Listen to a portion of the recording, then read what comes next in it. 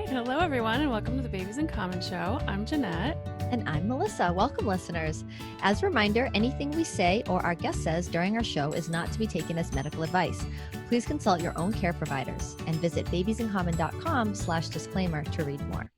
Today is Wednesday, July 22nd, 2020, and today we will be discussing inducing lactation for the arrival of a new baby when one hasn't given birth to that baby. Which might blow some people's minds for sure. Yeah. So, it is possible. And our special guest is my friend Alyssa Schnell, and she will tell us how she's helped many people do just that.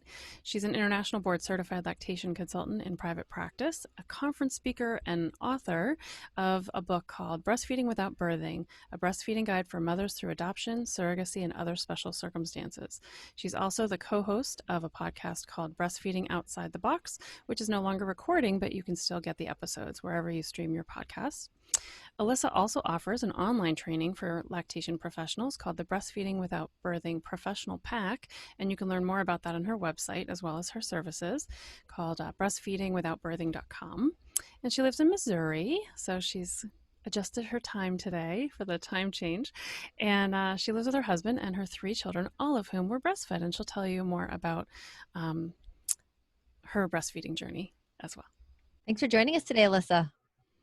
Thanks for delighted to be here. Awesome. So let's start off, as you know I love to do, with definitions. Induced lactation is defined as lactation without pregnancy or birth, or even without ever being pregnant before. That is, establishing milk production for a child that you did not give birth to, such as a baby who arrived via adoption, a baby carried by a gestational carrier, or in situations where someone's partner has given birth to a baby and the non-birthing parent wishes to breastfeed. Relactation is defined as the process of resuming breastfeeding after a period of no breastfeeding or very little breastfeeding. For example, someone who, for a number of reasons, had stopped breastfeeding and changed their mind and wishes to start breastfeeding again, or perhaps there was a serious medical event in which breastfeeding was stopped and then they would wish to relactate. Yes, I wish more people would try that or consider it, Especially maybe after today's podcast they will, I know, especially people I tend to encounter people who were told they had to stop breastfeeding because of a medication they had to take when actually that medication was totally fine for breastfeeding. Yeah, that's breaks my heart every time I hear it. I'm like, it's only been 2 weeks. Do you want to try again? So maybe after today they'll be more inspired. So, all right. So Alyssa, hello. So Hello. From what I remember from your story, you breastfed your first 2 kids, your 2 boys, and then you were planning another baby via adoption, and you decided to induce lactation for her. Can you share more about how you made that decision and what you did to find out how and how that worked out? I can't remember if you were already a lactation consultant at that point so share what you can share. Sure. So as you alluded to, I have 2 children by birth and breastfed them both. Had a wonderful, amazing experience. Got a lot of help and support through La Leche League and became a La Leche League leader. So that's where I was when we decided to adopt. I was a La Leche League leader. I was not an IBCLC at that time. And pretty much the moment we decided to adopt, I started researching how to breastfeed because I knew that it was such an important part of how I parented my other children. And I was like, this is so important to me. I've got to find out how to do it. So I looked for books and looked online, and I found some information, but much of it was either limited or outdated. It was really quite a disappointing experience. But at that time, were you already done nursing your second baby? Yes. So there's a 5.5-year gap between number 2 and number 3. Oh, wow. And I was very fortunate in that 1, I had breastfeeding experience, and 2, I had all the resources of La Leche League. So I had all of their information, but I also had people type resources to connect to. And I'm kind of a researchy kind of person anyway. So the waiting period with adoption is a hard time, and you don't have a lot of control over a lot. So I took that lack of control and I put it into researching breastfeeding. And so that's what I did. I made a plan to breastfeed. And by the time my daughter arrived, I was making 15 ounces a day. Wow. So it was really amazing. Everything just went so beautifully with the nursing experience, despite some challenges around not being able to breastfeed right away because the hospital would not allow it. So she arrived very soon after birth in your Like family? you, Yeah, so I was there at her birth, actually. Oh, cool. oh Yes, wow, okay. yes. Nice. She was. This was also, so many things went amazing. We So worked you with an had gotten agency. matched with a pregnant person that wanted to give the baby up for adoption. It wasn't that this baby was in foster care and then That's right. It was a gotcha. So you private were at the birth. adoption. Gotcha. Okay. Yes, and our agency was based in California, but our match was from a birth mom about an hour away. Oh wow. Okay. And with adoption too, if the baby is born in a different state, that adds a lot of complexity, because the two states, the state where the baby is born and the state where the adoptive parents live, have to make an agreement to move the baby from one state to the next, Wow. which can Oh take a wow. couple weeks, Oh, gosh. which is, and this is something we want to be aware of too as we support lactation, that people may not be at home for a few weeks. But luckily we didn't have that. So we got the call, drove an hour to the hospital, and I was there at the birth. I stayed at the hospital, and then we just drove home, and we didn't have to do anything. And that's when we initiated breastfeeding. When she was in the hospital, I did the feeding. I did finger feeding with her with formula. That was our choice. It had to be birth mom's milk or formula. Now, this was 14 years ago. I think. Wait, the Wow. hospital, you had milk, you already were making milk, but the hospital was telling you what you could do to feed the baby that you were about to take home. So, Wow. yes, so this is what I did. I fed the Hmm. baby formula, and then I pumped my breast milk and put it in the refrigerator. It was Wow. very frustrating. I can only but imagine how that must have felt for you. But just to again clarify, because somebody in the state said you had to do it that way, because the hospital, that was their protocol, like what's going on there that makes that happen? it was a hospital policy, but just to kind of balance, I see where your concern is. Mm. But birth moms in the United States cannot sign a release of custody until the baby is either 48 or 72 hours old, depending on the state. Okay. Gotcha. So at that time, when she was in the hospital, she wasn't my child Okay. yet. Yep. She Yep. really was still the child of birth mom. Okay. Oh, So that does clarify.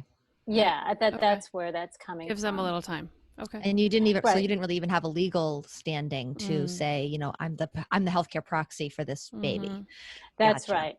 Okay. It was birth mom's decision how the baby would be fed and cared for, although not the part about breastfeeding because the Right. hospital was firm on that. But Huh. birth mom decided that she wanted me to feed the baby.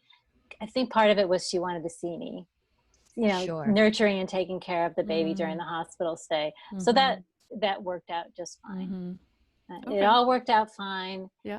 It was a tough 2 days to know I had the milk and Yeah. that I couldn't give it to her, and especially knowing how the health impact of not providing milk to her those first few days. Mm. But these are parts of adoption that you have to Mhm. let go of. Yeah. Mhm. Sure. Absolutely. Yeah.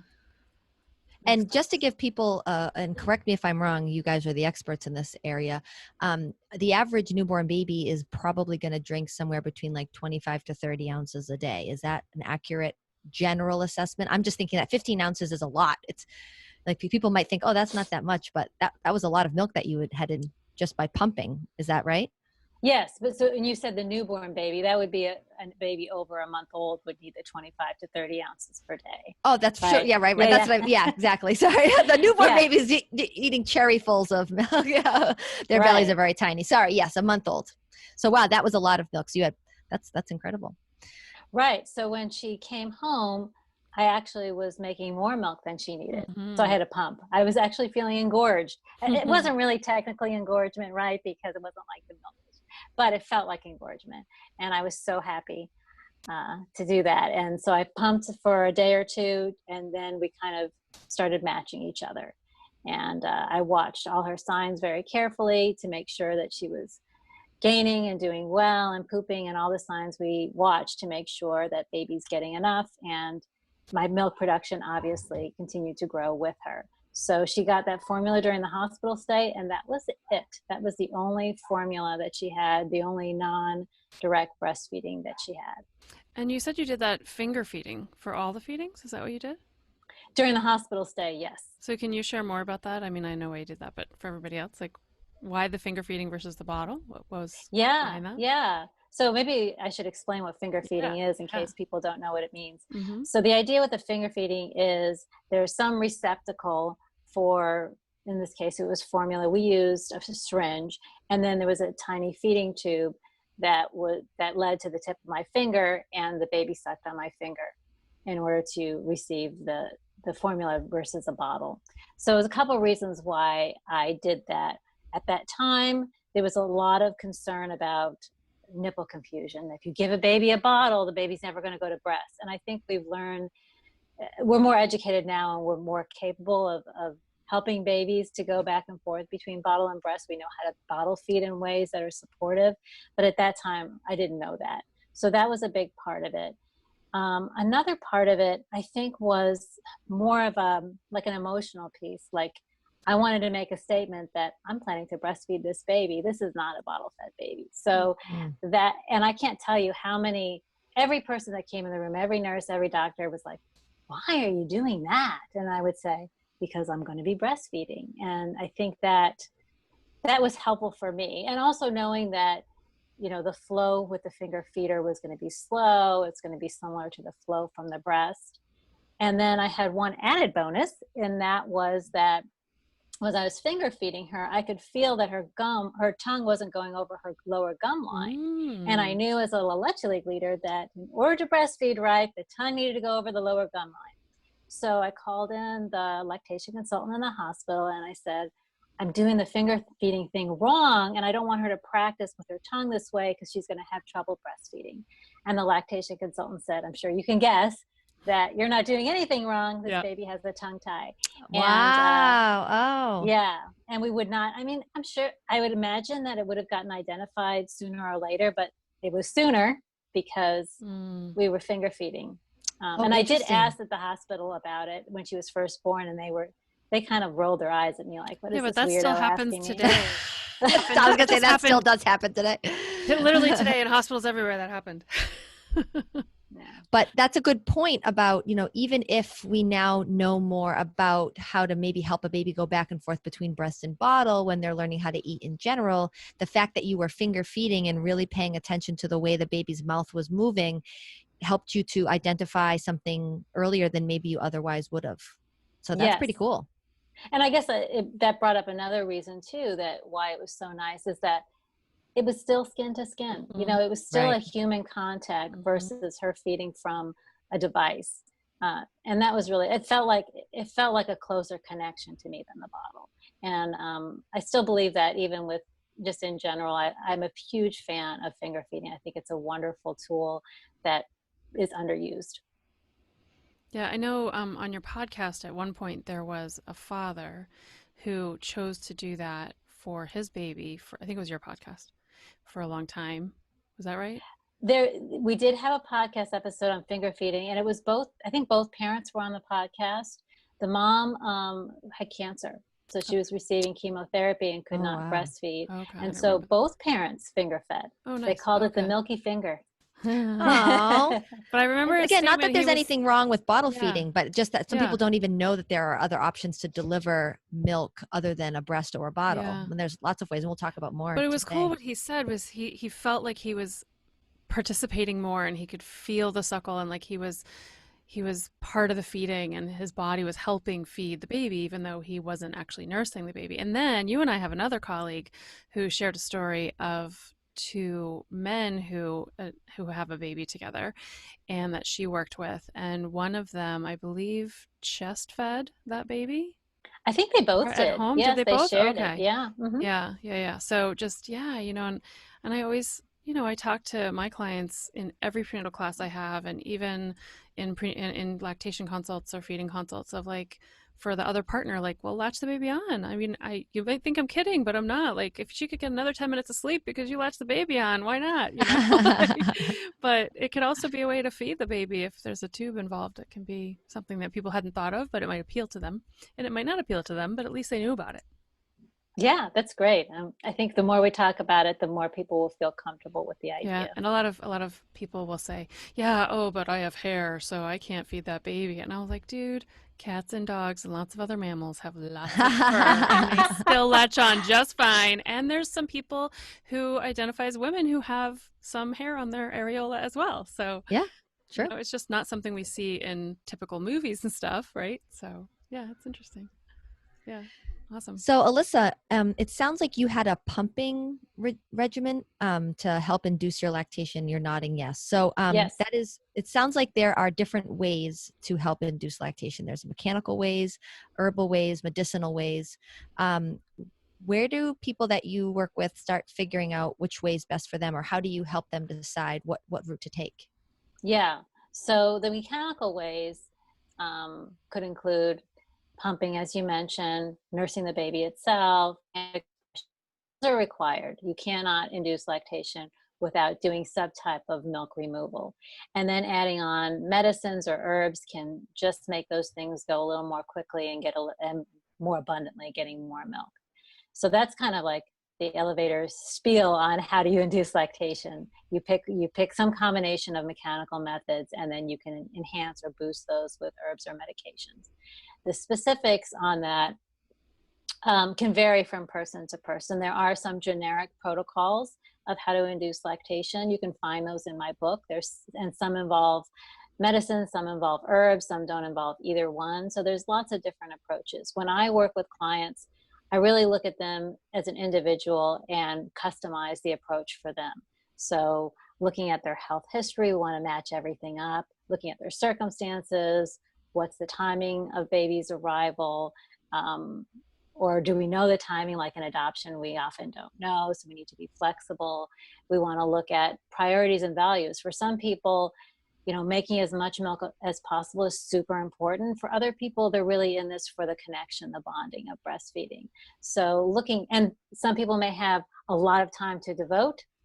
Some people may have little. Some people might have finances to devote, and other people may have limited finances. So always what I try to do is to customize an approach based on their needs. So to answer your question of sort of how to get started, a good place to start would be either reading my book, The Breastfeeding Without Birthing. You could check out the podcast. The Breastfeeding Outside the Box podcast has both professional interviews on there as well as parent interviews, so they share their experiences. And then also on my website, if you go to breastfeedingwithoutbirthing.com, it's got information on the book, on the podcast, my consultation services, and then I am planning very soon to start a blog, and that would be the purpose of that would really to be answer those questions that I get asked over and over Sure. again. Yeah, like the Yeah, FAQs. So right, exactly. did you just, after you had your own experience inducing lactation for your daughter, did this just spread by word of mouth that you were someone that had pulled this off and then people started finding you, or did you just say like, wow, it was, I want to spread this information? Like, how did you start helping other people like And with to inducing add to lactation? that, I would think like there's some people out there who might do that and keep that a secret, right? Or like not be Mm. willing to share it, or like maybe nurse at home and do a bottle when they're out so that it's not talked about. But it sounds like you were very out and proud, so to speak, about what you were doing. Yeah, I would say so. I think that definitely occurs with foster care. There's a lot of people who are nursing sort of under the table. Mm-hmm. Yeah, but it's Well, a very different situation, right? yes, As a yeah, foster parent, you're yeah. not the forever parent, Hmm. whereas an adoptive parent, you are. So yes, I was out a lot. And maybe that started because, I think a big part of it, honestly, was the support around being a La Leche League leader.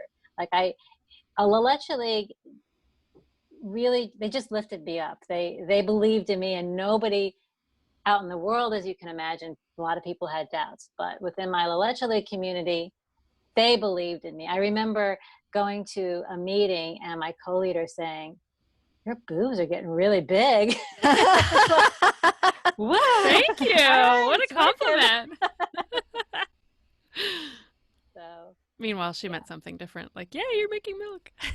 Exactly. Yes, just to be clear, she thought the process was going well and she wanted Yeah. to support me. Yeah. So How long did you have to be pumping or hand expressing or both before you started to see milk? And then what are you finding are the variations with the people that you work with for how long they have to, so to speak, dry pump where they're not getting anything, but they need to do it regularly?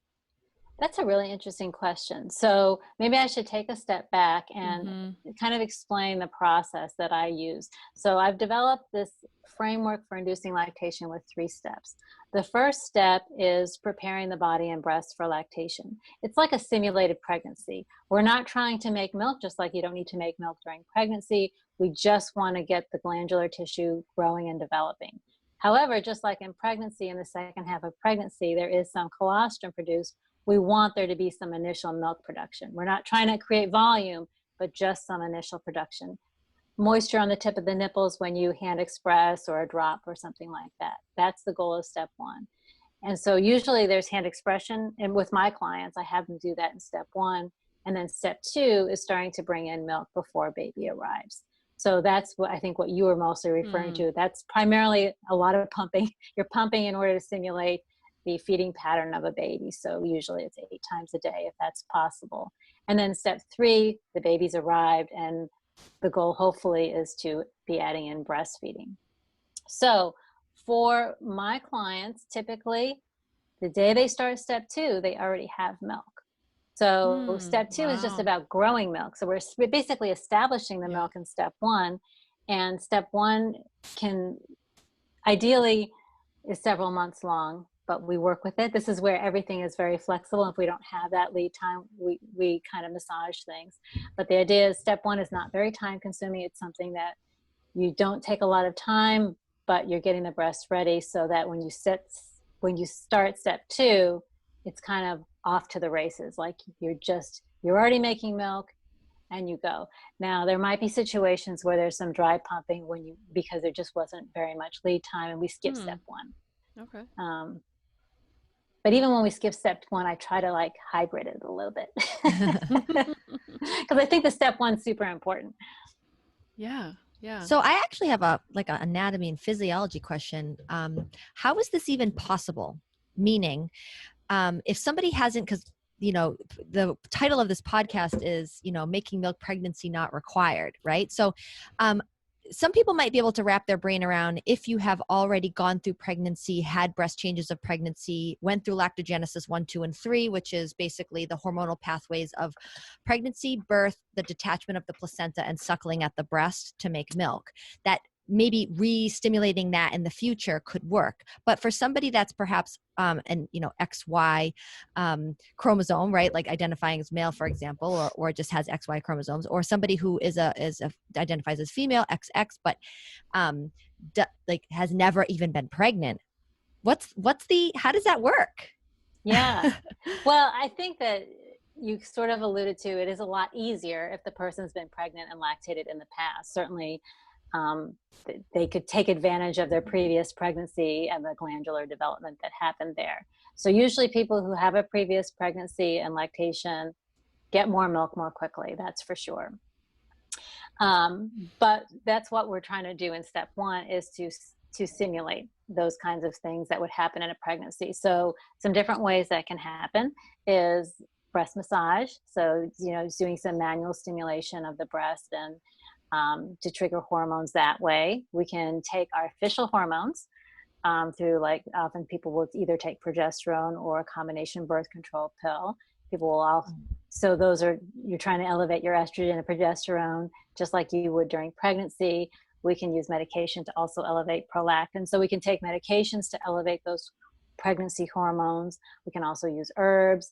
So the way I like to do it is really depending on the person, if they're open to it, a combination of all 3, doing some manual techniques, doing some herbs, doing some pharmaceuticals, all those different angles trying to get in together to trick the body into thinking that, oh, I'm pregnant and I need to start making milk. Does that make sense? Yes. Oh, that's super interesting. Yeah. And I guess also to answer your question about someone who has not gone through a typical female puberty, because we know that's another. So there's really 2 main times when the breasts develop: puberty and pregnancy. If the person hasn't gone through a female puberty, there's just going to be less glandular breast tissue. Those people also can still make milk. It's going to be less than somebody who had the female puberty, if that makes sense. Mm-hmm. And the people, I have worked with some trans female clients. They've all transitioned as adults. Now things are changing, you know, kids are identifying as trans younger. And so if they start, you know, hormone treatments before puberty, I don't know, do you guys know how that would affect the glandular tissue in the breast? I don't. I'm kind of just waiting to have one of those clients. I did meet a trans woman who said she had made milk at one point, and just by pumping at some point. I'm sure there's definitely hormones involved in that transition. But as far as children, I would think that if someone is a trans woman who transitioned early, so I would think that those hormones, she would have developed breasts and breast tissue. So she would be much more likely to make milk. Yeah. That's what I would expect too. Yeah. Because there's definitely disorders, hormonal disorders, which can cause like breast growth in boys or not enough breast growth in girls, right? Like, and so basically, you know, if you're tricking the body into, you know, making glandular tissue, all people start off like as the same as an embryo, right? And then there's a process of sex differentiation in which the sex chromosomes kick in.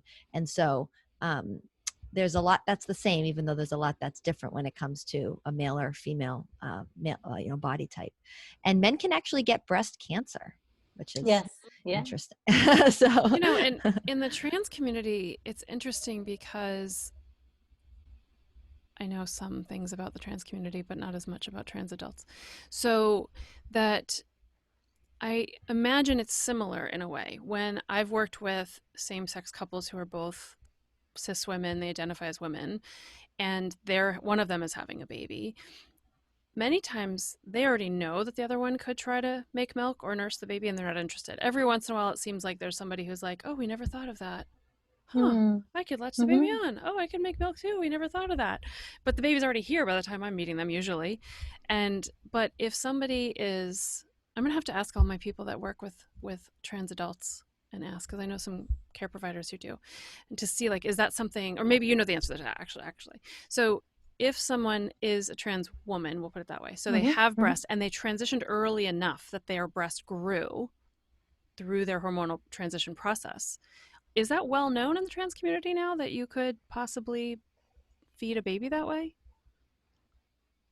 I don't know. You interviewed, I believe, at least one trans woman. Yes. In your podcast. But we don't know if it's like that pervasive that people know about it. I think, I would say, even in all of these cases, all the cases in which people would induce lactation, it's not like a standard assumption that that it's possible. Like, it's people who have sought out and done their own research. It's parents themselves are not hearing about it from their healthcare providers or their professionals that they might be working through, adoption professionals or legal professionals in surrogacy or whatever. Yeah. So the answer is kind of like, it's really just a lot of humans haven't heard about this yet.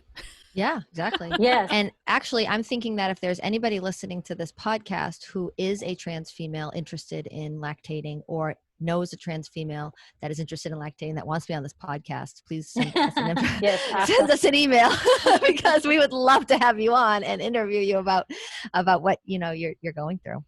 Yeah. I can make a follow-up comment to that as well. And that might answer a little bit of your question. Yeah. Last year, I was in a carpool to school with a mother who happened to be an OBGYN locally. And so we met up, get to know each other. And I told her what I did.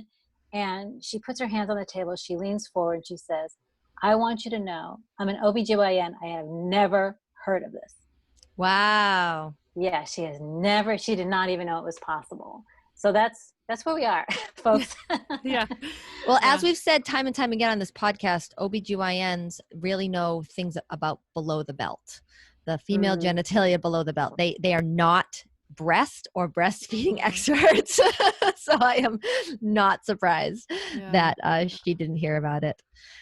So many of the, since we're talking about what people are going through, many of the techniques you share with people are also helpful for birthing parents, of course, but do you find that in the adoption community, making milk for a baby by adoption is becoming more common, is still pretty uncommon? Is there any trends that you're noticing?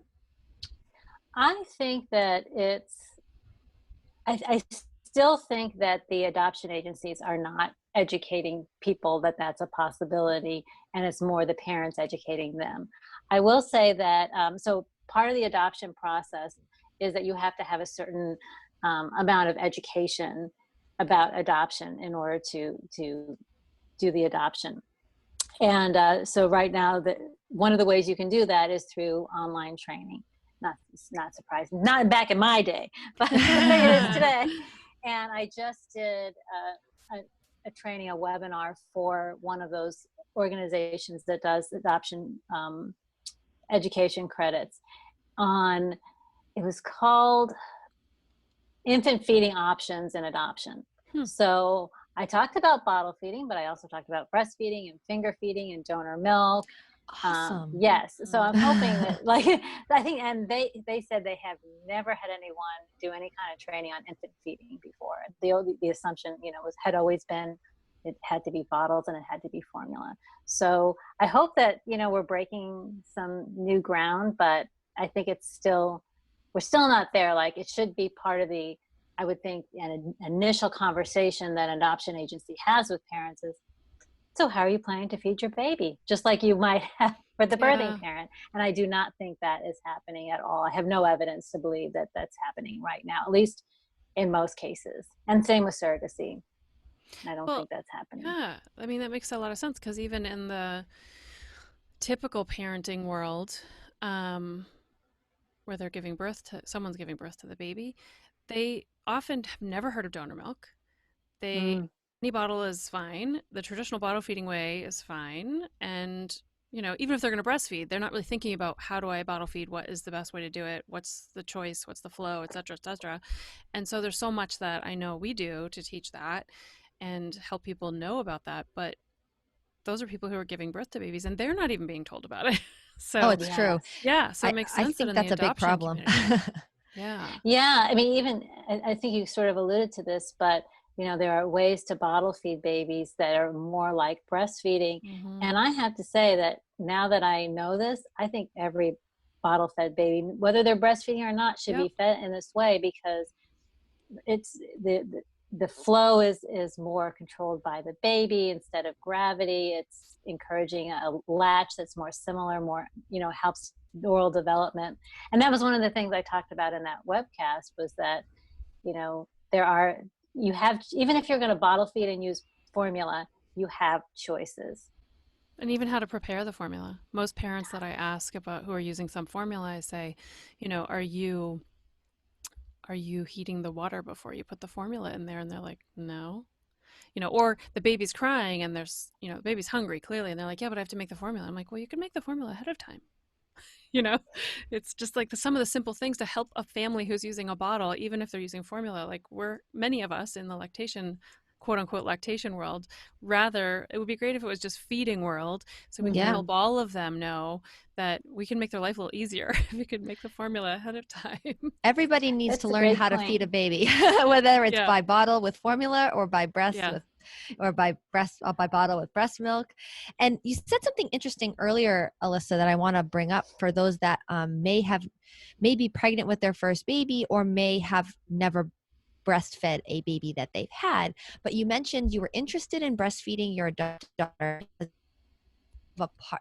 It was a big part of the way that you parented. Mm. And that is Mm-hmm. something I did not understand. I wouldn't have understood what you meant by that until I had my first and breastfed. And you can add to this because I'd love to hear your take on it. But what that means to me is I always joke with with people as a postpartum nurse, like, that there's lots of times where my answer to that problem was putting a boob in the baby's mouth. So like when they were teething, I would breastfeed. When they were crabby, I would breastfeed. When they were hungry, I would breastfeed. When they fell down and got a boo-boo, I would breastfeed. When I was running around trying to do 1,000 things at once with my second or my third baby, having to chase after my first and my second, you know, breastfeeding was what I did on the go whenever I needed to. It was always ready. And so if I was given a baby right now that needed to be fed by bottle, right? There would be a huge learning curve for me. I don't know what I would do because so much of the way that I parent is inclusive of the fact that I'm also breastfeeding. So, I mean, so what did you mean by that sentence? Because that really just spoke to me. I think exactly what you said. Yeah, that it meets so many of their needs. One story it makes me think of is when my daughter, I guess she might have been 8 or 9 months old, and I was eating breakfast and she was sitting on my lap and I was eating oatmeal, and she put her hand in the oatmeal and it was hot and she started to cry. So I put her to the breast and she calmed down immediately. And my son, who was 9 at the time, he says, "That's no fair. That breastfeeding fixes everything for her. How come I don't have anything like that?"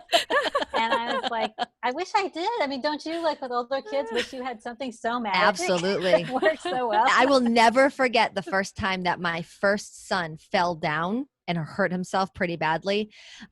After he had weaned at 3, and we weren't even really breastfeeding very often at that point. It was probably just like nap time and before bed, but he really took a digger and just his tooth got busted and he was bleeding. And I went to, like, my first instinct was to put him to the breast, but I was pregnant with my second. And I've talked on another podcast that we had done about tandem feeding, that like I wanted to wean him. I was ready to wean. I felt like bugs were crawling all over my body whenever he would nurse because I was pregnant. Yeah. My nipples were very sensitive. And so I was not going to restart what I had just worked very hard to stop. But I was like, oh, man, what do I do now? Like, I just remember being like, we figured it out. There's other ways to soothe the baby. Yes. I am not at all saying that the only way to calm and soothe and show your love is by putting a boob in someone's mouth, but it is a very effective way for many babies and maybe even some adults. Yes. Yeah. And that's one of those things where, you know, there's families who are like, well, it's okay, I'm not breastfeeding, I'll just bottle feed, or breastfeeding hasn't worked out for them, you know? And you're like, oh, if you could just try this one other thing, because I'm telling you, if breastfeeding can go well for you, it's so much easier than bottle feeding. But of course, bottle feeding is easier if breastfeeding is not going well. You know, certainly. Of course. Yes. And we always have to feed the baby. But when you have that experience of knowing that it solves so many problems and it's ready and it's fresh and it's ready to go. So, I mean, I think it's wonderful that more people who are not birthing babies are being made aware of this so that they can be doing that piece of parenting if that's what they want to do. You know, at least they're having the option by finding out about it. But I think it would be nice too that if there was more awareness that for people who are non-birthing parents, that they could breastfeed without inducing lactation as well. Oh, right. So say more about that. Yeah. So I think there's an assumption that in order to breastfeed, you have to bring in milk, but that's not necessarily true. There's a couple other options. One is the parent could primarily bottle feed for nutrition and offer the breast for comfort and connection, sort of instead of using a pacifier. We often think of people will say, don't let the baby use you as a pacifier, but really the opposite is true. Like the original is the breast and the pacifier is the substitute. So that would be one option. I don't think every baby's going to go for it. You know, there's those babies who are just going to suck to eat, and I think of those as the down to business babies. Yeah. I like that expression. That's like my daughter. Yeah. It's funny. She's just down to business. But my boys would have stayed on the boob all day if I let them. Yeah. And so you don't know, like if you're planning for a baby, whether the baby would go for the breast if there wasn't flow. But then the other option is to use the nursing supplementer. And I do have one here. This is the Lactate. And it's got a piece of paper in it because it's a demo, but it would normally have like milk or formula in it. And it's got this tiny feeding tube, which I like to call the external milk duct. And so that allows... I like that. I like that. I like that too. Milk duct. And it allows the parent to breastfeed if they're making some milk, little milk, no milk at all. And then you also don't have that if your baby is one of those down to business babies, they still might be enticed to take the breast because there's flow. And I feel like if parents knew that these were options, it might open the door to more parents breastfeeding, because inducing lactation, just to be honest, is a lot of work. It is a lot of work. And I think it's totally worth it. And that's why I do this, because I think it is worth it. But if for some reason people don't want to do that part, they certainly could still have that comfort and connection with their baby, which, and I think that, Melissa, you kind of alluded to that as we have experience with nursing babies, that may become the most important part of it. And I would say that is doubly so for a child who's already had a disruption in attachment, such as a child through adoption or foster, where the attachment is going to be super important for them. And not to say, once again, that you can't have attachment with bottle feeding, but we know that breastfeeding facilitates it. It helps it along in a special way that I don't think any other way of feeding or nurturing could do. Absolutely. Yeah. And for those that are listening on the podcast, what Alyssa was holding up looked like a type of kind of a Ziploc baggie that essentially has a very flexible silicone, tiny little tube.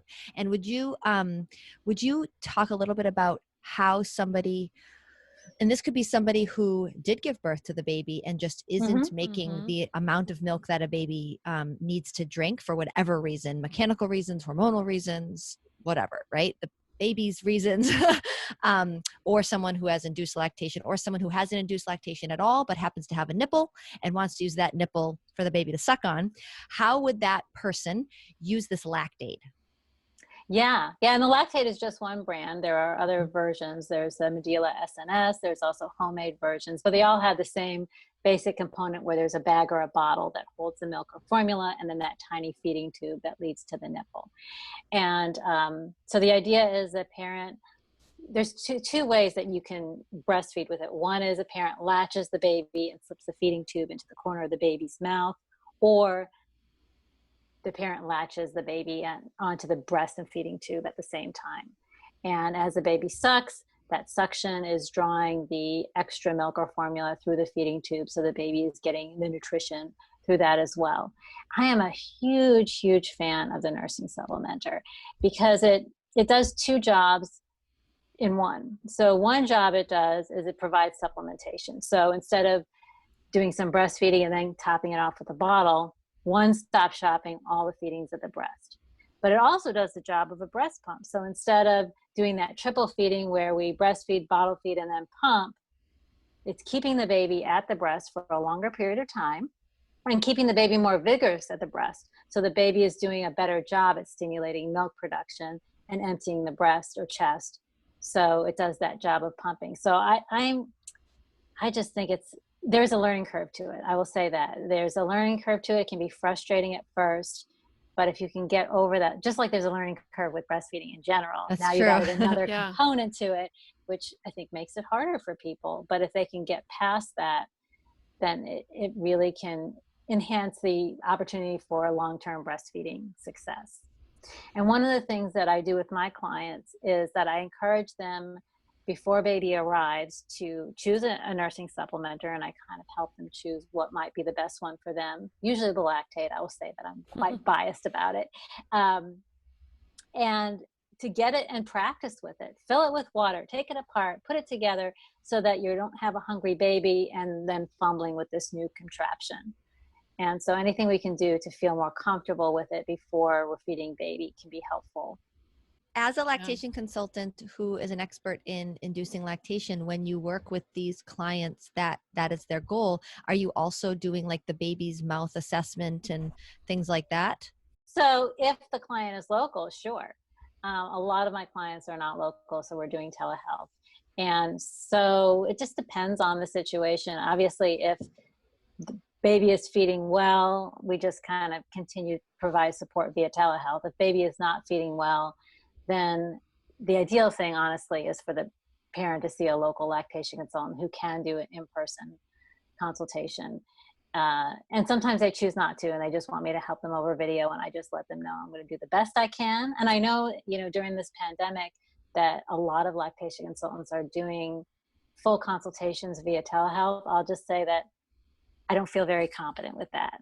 I don't feel like I can serve them nearly as well as a person in person could do. So sometimes it's a teamwork that I may refer back to a local lactation consultant if the in-person hands-on help could be helpful. That's great because, I mean, many lactation consultants are baby feeding specialists, however that baby needs to feed. So, for any parent who's, thinking about inducing lactation or feeding at the breast, whether they have milk or not, can enlist the help of an IBCLC that can help with their baby if their baby has feeding issues, even with the bottle. And we've talked about that on the podcast before as well. Yeah, I agree. I don't think most people know that we can help with bottle feeding. Yeah, I love doing bottle feeding consults. And I've done some with people who are 100% formula feeding for whatever reason. And it's fascinating. Just the parents are like, wow, I didn't know that. Oh, that's so interesting, So it is possible. So the other thing I'm always curious about, and I'm glad I get to ask this question to you, is that what if somebody's adopting a baby who's older? Like, I know one. So first of all, of course, parents get nervous. Even if they gave birth to the baby, well, oh my gosh, what if I have to do a bottle for a week or two? The baby's not going to want the breast anymore, which isn't usually the case. And I have one personal experience where a client didn't start breastfeeding her own baby. I mean, the baby that she birthed, she didn't start breastfeeding until 5 months. And then That's cool. she ended up breastfeeding that baby for almost 2 years, I think. But it was funny because I saw her like the first week and she said, I'm exclusively pumping. I latched the baby on once in the hospital. I don't want to do that again. We're fine with exclusive pumping, so don't come here and try to convince me. I just want to make sure that I'm doing the pumping right. So I was like, okay, fine. I saw the baby, didn't touch the baby, didn't really look at the baby, And then 5 months later, she messages me and she's like, can you come over and just check on the latch? Because I latched him on just for kicks and giggles to see what would happen. And he seemed to get a feeding. And I'm only going to maybe do it once a day, I think, but I just want to make sure it's fine. And everything looked great. And he transferred tons of milk and he was very happy and she was comfortable. And she's like, well, I'm just going to do it once a day. And I'm like, well, we'll see. You may decide that it's more convenient. Well, like whatever you want to do is going to be fine. And then she messages me at like 16 months and she's like, by the way, we're still nursing. That's wow, amazing. that's very reassuring. Like, yeah, I didn't end up doing it once a day. We ended up, and it's like, and I love to share that story with families who get nervous because I'm saying, well, why don't we do a bottle for like the next 5 days, heal your nipples, or maybe 3 days if your nipples heal quickly, like let's just do a bottle. Here's how to do the bottle. And they're like, but I'm so worried, And Alyssa, you mentioned nipple confusion. And now we talk more about it's more a flow preference and a shape of the nipple that matters and how you hold the bottle. It's not that babies are smart, so they're not confused. They just know how they get fed, Yeah, they're not nipple confused. They're bottle lazy sometimes. If you're pouring the milk down their throat, they're like, well, they're like, why would I work flowing, for it? right? Yeah. Yeah. So it's just really, really cool when older babies can latch on. And so what's your experience with your clients who are having babies through adoption when they get the baby later than at birth? Yeah. Well, a couple of comments. One is that with children who've been adopted, oftentimes their developmental age and their chronological age are quite different. So I know you're asking about an older chronological age, but these babies developmentally may be much younger. Interesting. So I think that's one thing to keep in mind. And then I also want to mention there's a very interesting research study done by Carleen Gribble, who is an Australian researcher, where it was about a dozen case studies of children who sought breastfeeding from their adoptive or foster mother. So that in this case, the parents didn't initiate it, the child initiated it. And these were children between the ages of, if I recall, 8 months and 12 years old. Wow. And so part of what happens sometimes with adoption is that when a child starts to form a secure attachment to a caregiver, they kind of go back in time and get those developmental steps that they missed earlier on. So, and I like to look at that. And when we think about latching an older baby, especially like in these situations, that it was the getting a secure attachment that led the babies to seek breastfeeding, or the children or toddlers.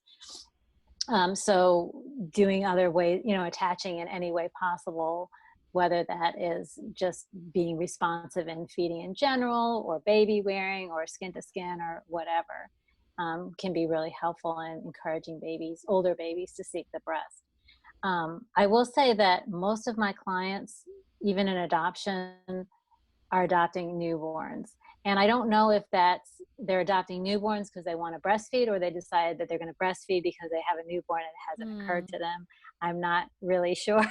So I'll be totally honest. I don't have a lot of experience with it. But I've done a lot of research on it, and that's what I know about it. And so just like you, I would not close the door. But another thing to say at the same time is that babies who've experienced adoption or foster care have trouble with transitions. And this goes, Melissa and I were talking before we started recording that I experiencing that even today with my daughter. The transitions are hard. And so we're talking about transitioning from bottle feeding to breastfeeding. Well, that's a big transition, and that's hard. So we want to acknowledge that too, and take it very gently and lovingly. And maybe, definitely child-led, obviously. Yeah. That if the baby or child is seeming interested, and if not, then finding other ways to form that secure attachment. Yeah. Interesting. Can you say more?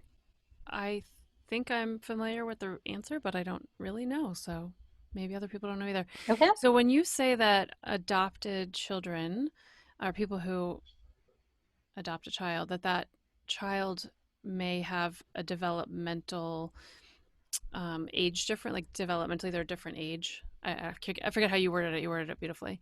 But like, why is that? That is a good question, and I'm going to make a guess at what that is. Okay. And I think probably the biggest reason is that as you guys probably know, that attachment starts in utero. So any child who's experienced adoption has had a disruption in attachment. That's a trauma. And a trauma is just going to slow down the development of a child. And I think that would be the primary reason. And also, in a lot of cases of adoption or foster care, there's been drug and alcohol exposure in utero, Right. and that also could affect those things. So I would think those would be the two primary reasons why that would be so.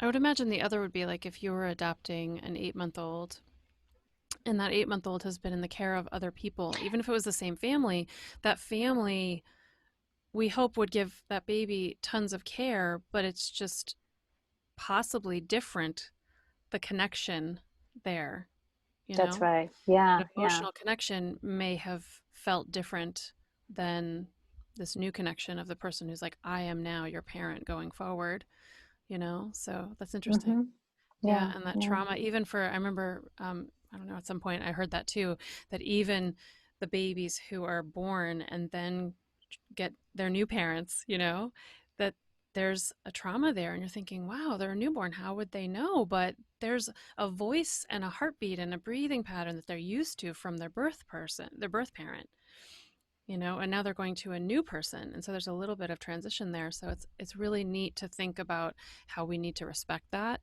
and remember and know about that, which is great to be aware of it, that these children may have the need for even more actions from our part for attachment, and that we need to be careful of their transitions, that they may need more help with that. Yeah. Yeah. Yeah. I know that when I was in the hospital with my daughter, she had very different body language when her birth mom held her than anyone else. And Mm. even though her birth mom was deliberately trying to be distant because she did not want to attach, I could see my daughter.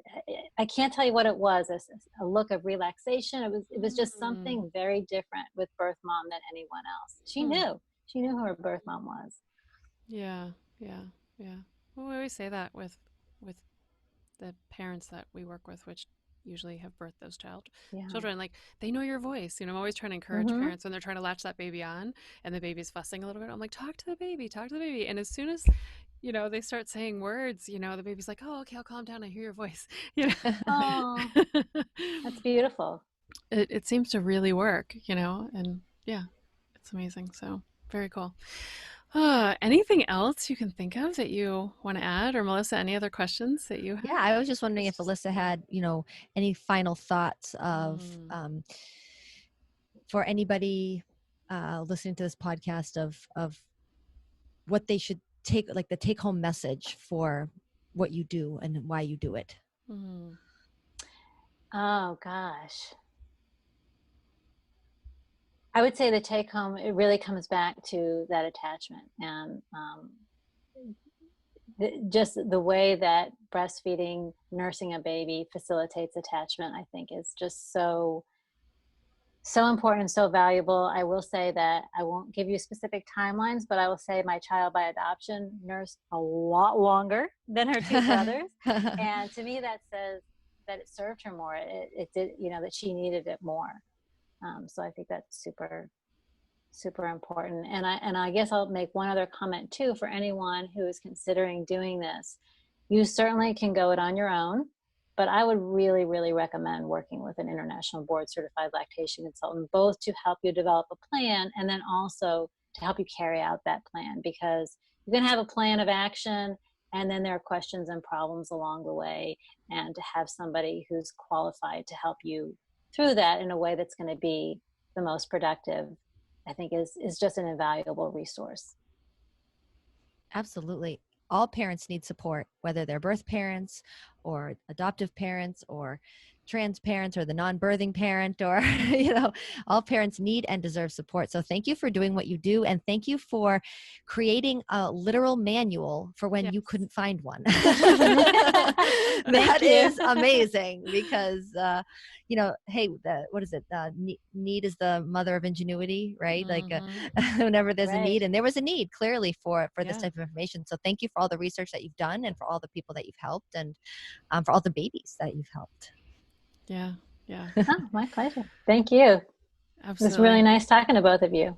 Oh, well, I hope it makes you busier. Not that you're not busy already, you're very busy, but that you have even more people looking into you, as well as professionals too, who are getting this information. So I'll definitely try to highlight that with all the care providers that we know, to spread the word about that for sure. So if anybody's interested in learning more about Alyssa, remember her book is Breastfeeding Without Birthing, a breastfeeding guide for mothers through adoption, surrogacy, and other special circumstances. And also her website, breastfeedingwithoutbirthing.com. Our next episode will come out after July 29th, and our guest will be Emily Garcia-Sega, who is a good friend of mine and a mom of two, who fired her care provider at the end of her pregnancy to obtain the birth experience that she wanted. And so we hope that you will listen to that episode as well. Awesome. And we hope you'll visit babiesincommon.com/show to see all our previous episodes and see what we have coming up. Our show's available as a video recording and as a podcast on our website, on Spotify and Apple Podcasts. And as always, remember, Babies in Common is a community for you. After all, we all have babies in common. Thank you so everybody. much, Alyssa, Thank you, for Alyssa. being here today. Thank you.